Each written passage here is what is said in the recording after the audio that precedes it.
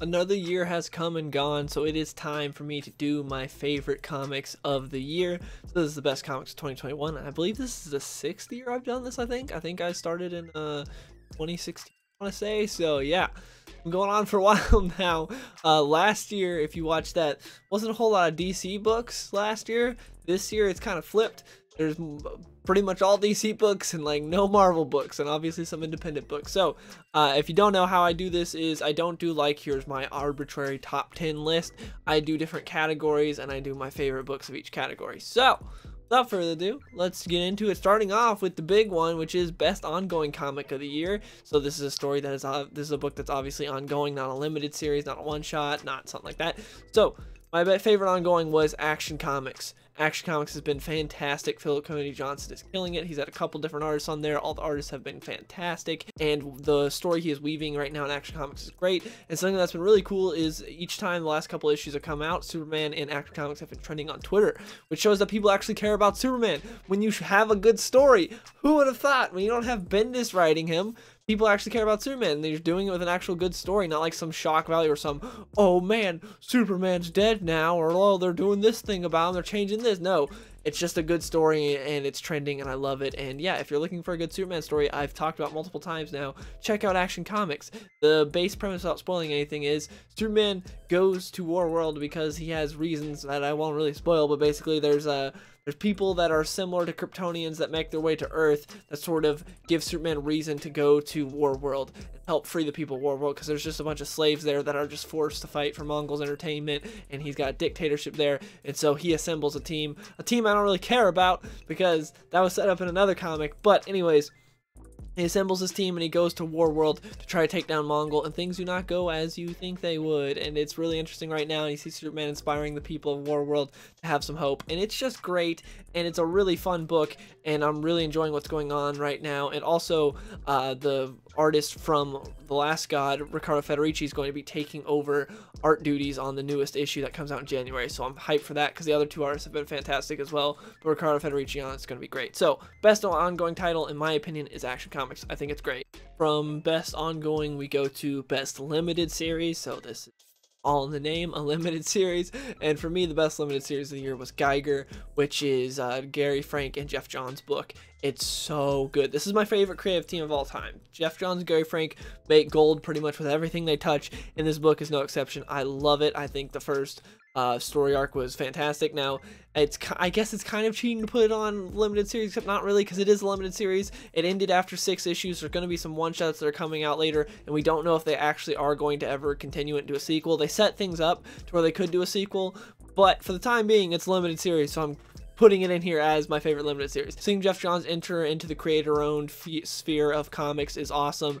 Him and Gary Frank do a great job with this book.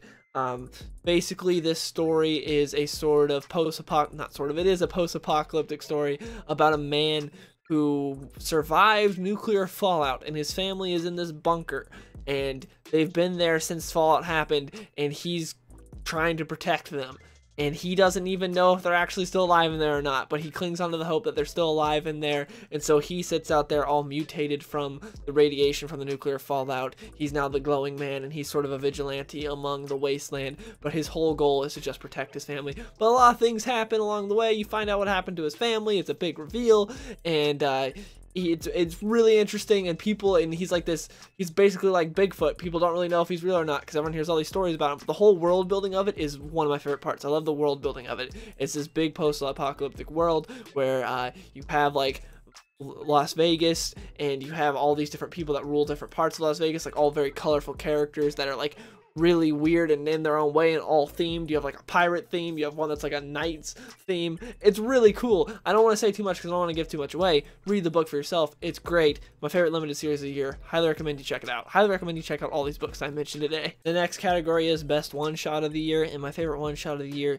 is Superman Red and Blue issue number 5.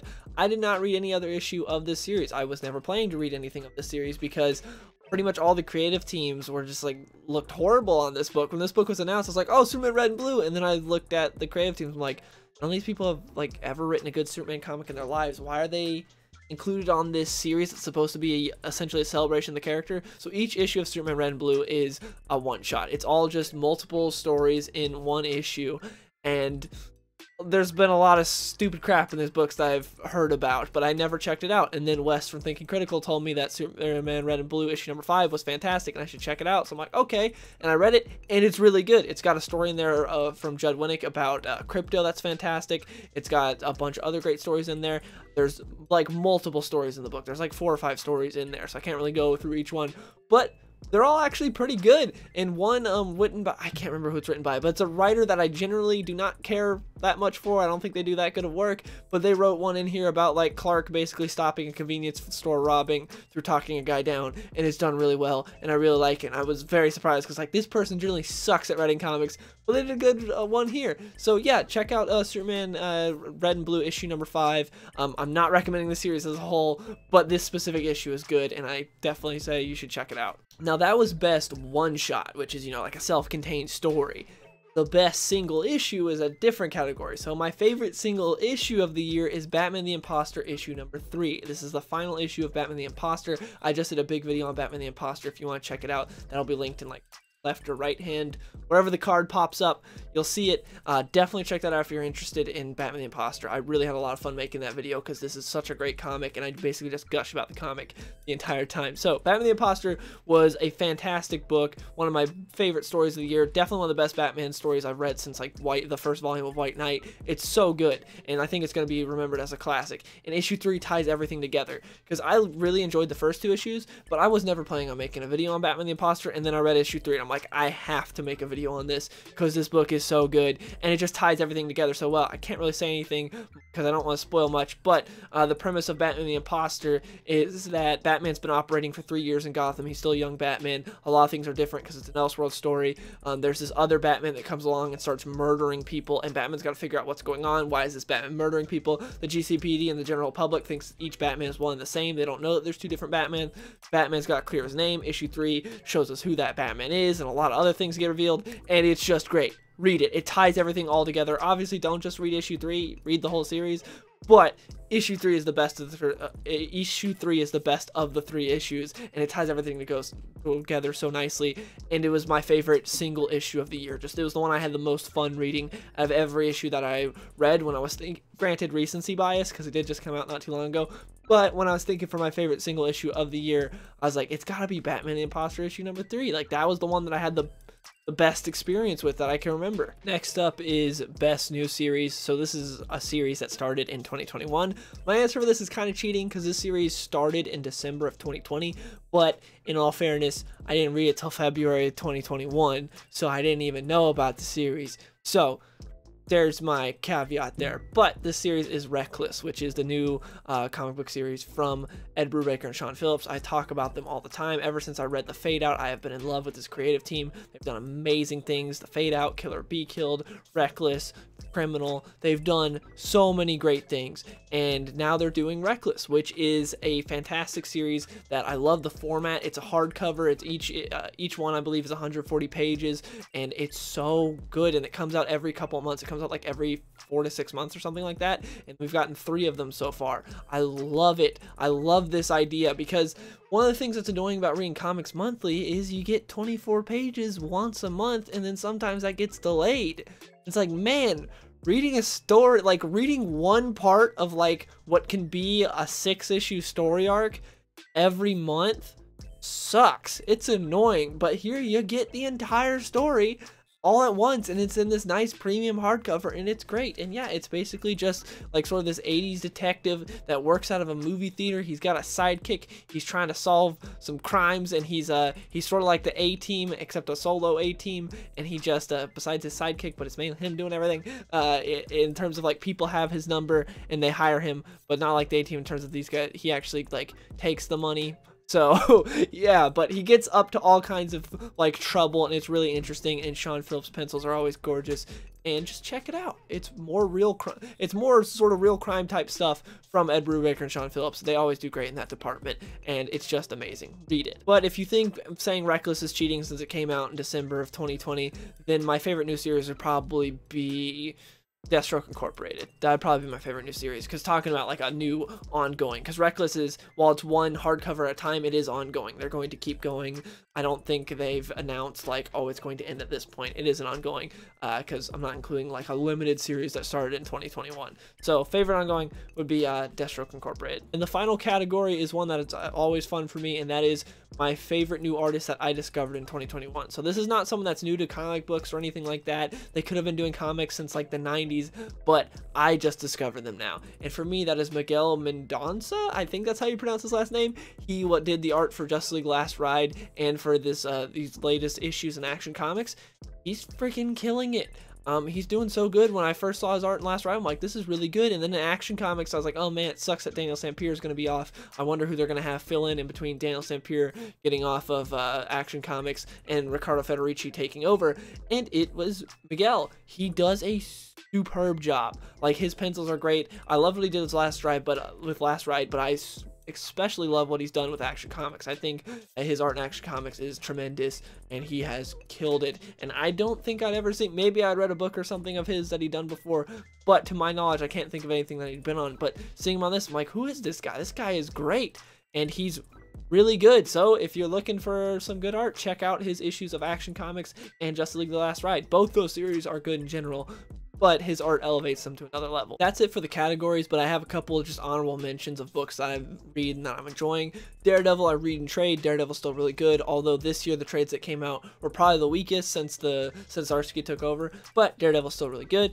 Bounty Hunters is really fun. It got bogged down by some stupid tie-ins to Star Wars events, but it's still good, and it was still good throughout the tie-ins, and I enjoyed Bounty Hunters. It's one of my favorite things in Star Wars right now. Probably my favorite thing in Star Wars right now. With a lot of Star Wars stuff sucking, Bounty Hunters has been a consistent fun book.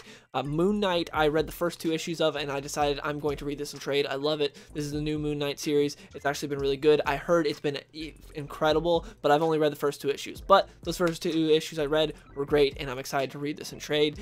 May's book is a Jeff Lemire actually just a Jeff Lemire indie book. I was like, who does the pencils? Oh wait, Jeff Lemire does the pencils. He writes and draws that book, and I love it. It's my favorite indie book right now. I'm not reading a lot of indie books, but it's my favorite that I'm reading, and it's really interesting. It's about this guy whose daughter sort of like died from cancer, but now she's come back, but she's in a maze that's in kind of a mirror world, and it's really interesting, and you don't really know what's going on, but I'm intrigued and I like it.